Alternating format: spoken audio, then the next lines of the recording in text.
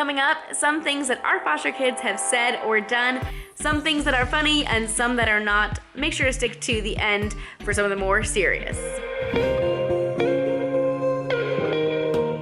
Hey guys, my name is Lisa Hoppy and my husband Peter and I are foster parents. I make weekly videos about foster care. Definitely subscribe if you are not already. In this video, I want to talk about some of the crazy, some funny, some bizarre, and some responses that may just be from trauma of things that kids that we've cared for have either said or done. We've been foster parents for a little over 3 years, and in that time we've had 35 different kiddos, some for just short term and some for many years. And so anyways, I just want to talk through these things. I'm gonna kind of start off with the regular kid stuff, things that you're like, yeah, that's just what kids do, all the way up to things that are definitely not a normal response for a child. I love the way that one 3-year-old that we had said squirrel. She said it as scooter, and it was just the cutest thing ever. We always see a squirrel and she'd be like, oh, scooter, scooter. A squirrel. A squirrel? Yes. What's it called? It's called a squirrel. Can you say squirrel? Squirrel. I love how you say that. One time we had ranch flavored ice cream, which sounds about as disgusting as it tastes.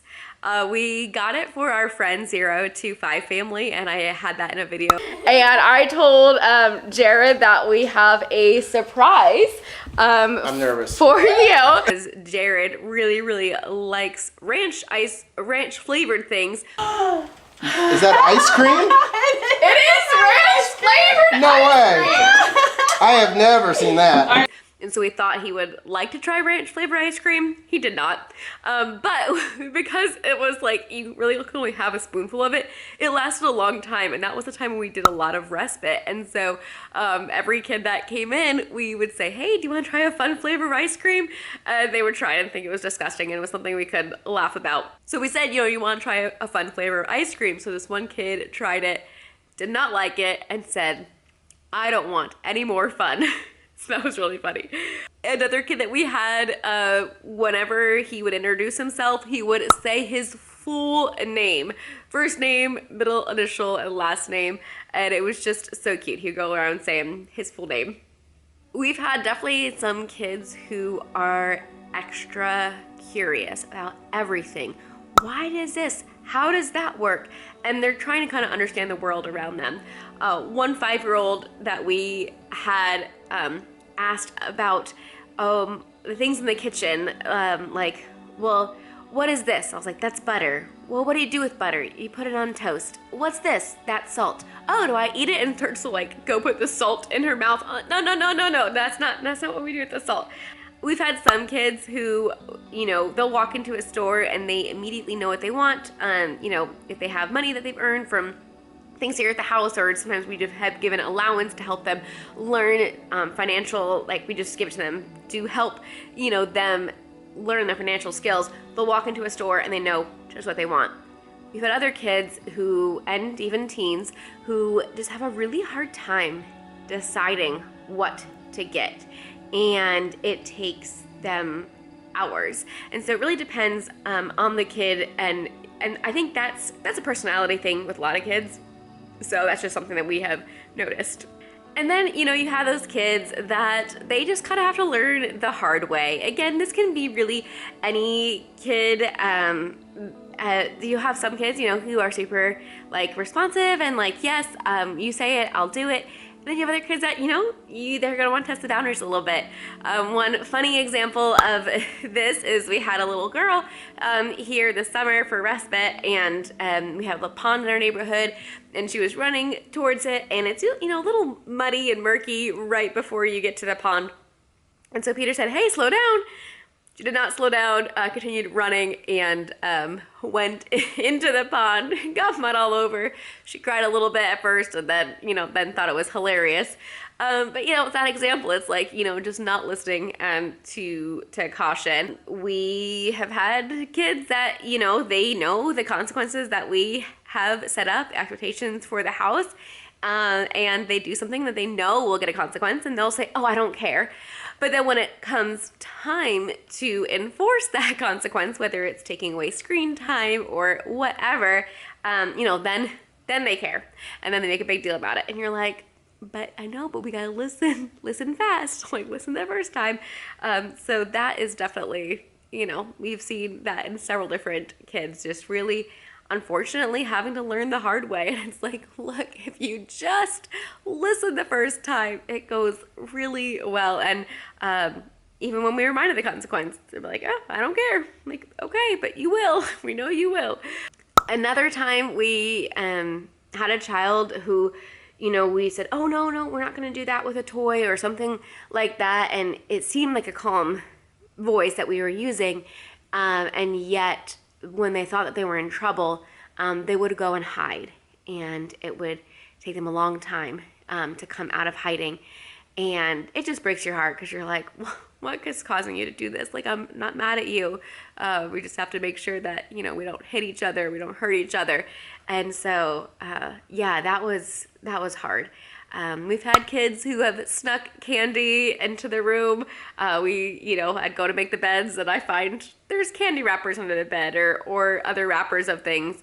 But that hasn't actually happened too frequently. I honestly, you kind of expect it. Kids are gonna sneak candy. I know I snuck Girl Scout cookies when I was younger, and so some of that is to be expected, but some of that too, we haven't had like where they're hiding like food because they're not sure when the next meal will be.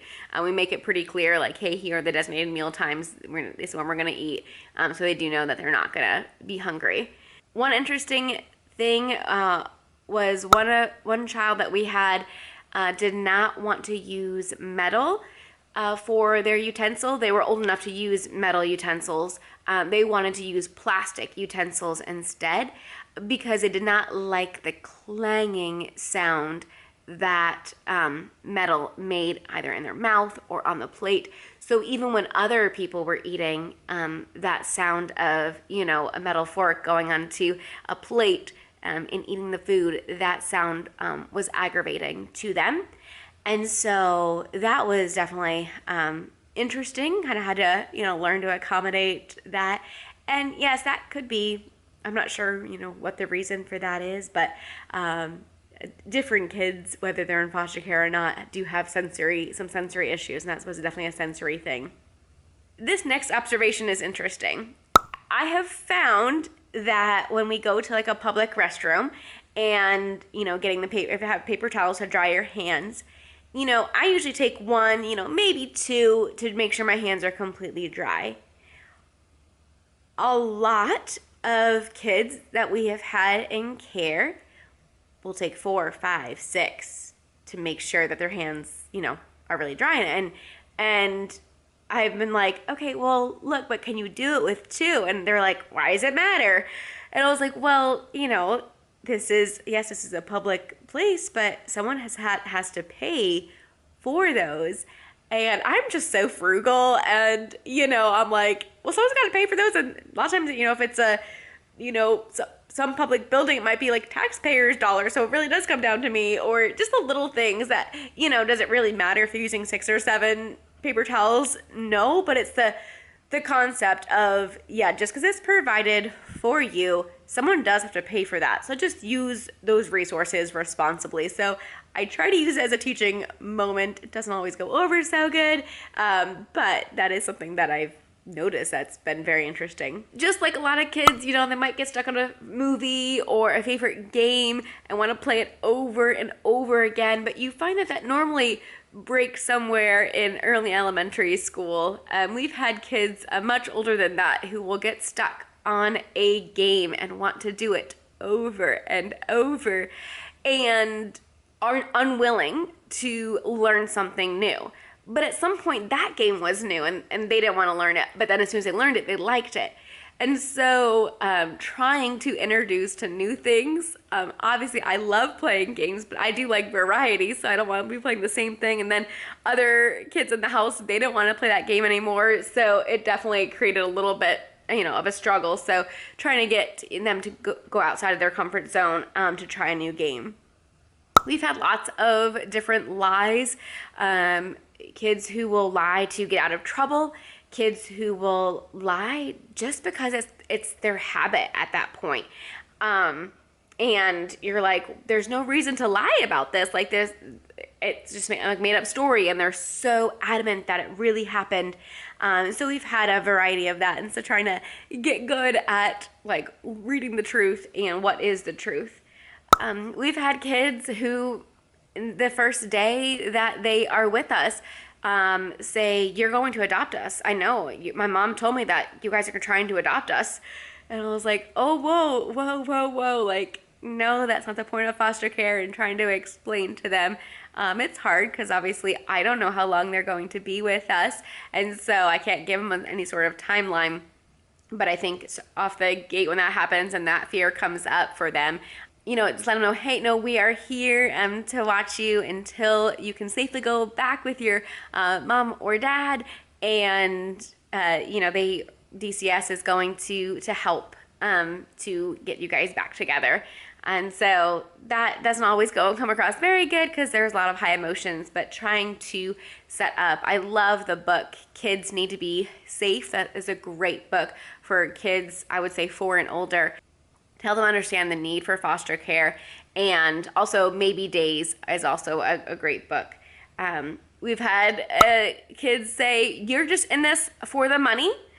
And that was like the very first day that they were with us. And again, just had to talk through, calm them down a little bit that no, we care about you and we want to help you and help your parents. So of course, when there are high emotions, there are words that are going to come out of their mouth. Things like, "I don't like you. I hate you. You're not my mom. I want to go back to my mom. I don't want to live here anymore. Call my caseworker. I'm done with you."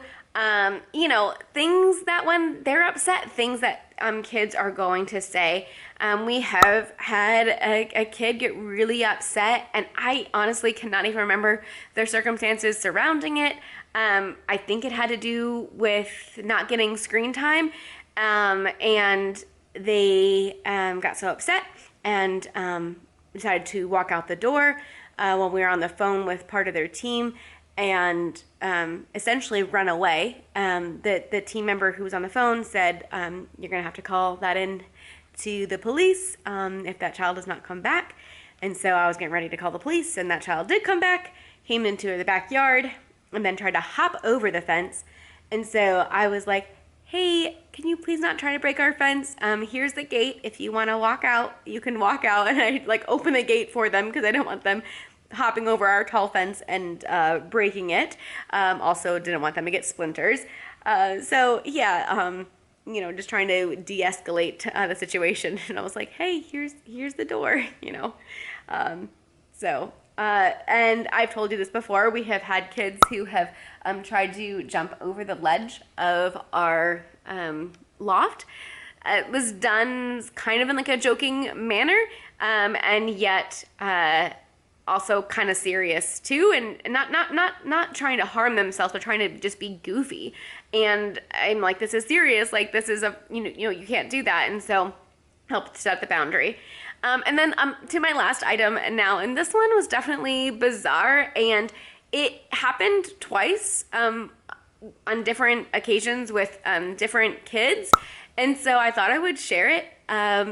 So we have had 2 different kids, one boy and one girl, pee in a trash can instead of in the toilet.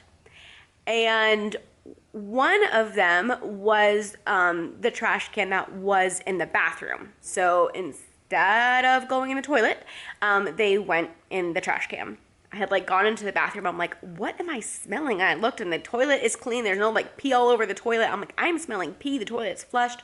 What is this? And I look in the trash can, and it was, some pee against the wall and stuff. And I was like, oh, okay. So, I just had said, hey, let's make sure to go in the toilet. And I kind of gave the announcement to everybody in the house, because I didn't want to single out a kid. And it didn't happen after that, so I don't know. That was weird. The other time it happened was we had a child who would come out of their room and lots of times, and not going to sleep. And it was a child that, was comfortable in our home, and so we knew that it wasn't, like a need for reassurance or anything like that. It was just, they did not want to go to sleep. So we had said, you really need to stay in your room now, and we will see you in the morning. Do not come out of this room, okay? Okay, got agreement. All right. Well, we forgot to say, unless you have to go to the bathroom, because then that child, I guess, did wake up, didn't want to come out of the room, and they went in the bathroom in the trash can in the room. So that was our bad. We definitely should have been more specific. And, kids take things so literally. We talked with that child and we said, yes, thank you for, not coming out of your room, but you please go to the bathroom there. And so that was our bad. But yeah, those are some, funny things that have happened, just some interesting things that we have noticed. And so I just been like collecting all these in my mind, and I'm sure as soon as I edit this, I'm gonna think of other tidbits and things that have been said or done that's just been like, that's a little bit interesting. So as I was editing, I was definitely thinking of some other things, and some things that have not been so funny are things that were related to poop. And it caught us totally off guard. We have had 2 kids that have had issues with poop. And when you read the A to Z Therapeutic Foster Parenting book, there's a whole section in here about poop. Something as a child that poos themselves and it appears unaware. We had that happen. A child might hide their poop in different places or holds their poop and gets constipated. A child is very late in potty training. The child plays with their poo. And so that is something that we had. So we had 2 of those. It has a whole list. And then it goes into, in this book, why that might happen and reality check and how you can prevent and minimize it. So books are always good, but that was something that totally caught us kind of off guard. And we're like, why is this happening? But that was something good to learn about. And another thing, we've had 2 different kiddos at different times that have let us know that they ate roadkill. And to them, it wasn't a big deal. And it was something completely normal. And they kind of were like, what, you haven't? Like, everyone does. That's what you do when you're hungry and there's food on the side of the road. So that was interesting that it wasn't just like 1, but 2. And obviously when I first heard that, I was really disgusted by it. And yet in the cases, it was the parents trying to provide food for the child. And so that's admirable. But, it's just like, oh my goodness, like I would have never thought that that was a reality for people. So being a foster parent, you definitely hear stories that you thought you would never hear. Another thing is some kids will sit down and without you even asking will tell you their whole life story. Or other kids, you may never know anything. They hold their cards close to their chest and they do not share anything. And then there are others that, over time they might start to open up. But we definitely have had those extremes. So what have your kids or foster kids done that you've just been like, what in the world? Please leave it below in the comments. Whether it's something funny or something a little bit more serious. I think all of that is good for us to help learn.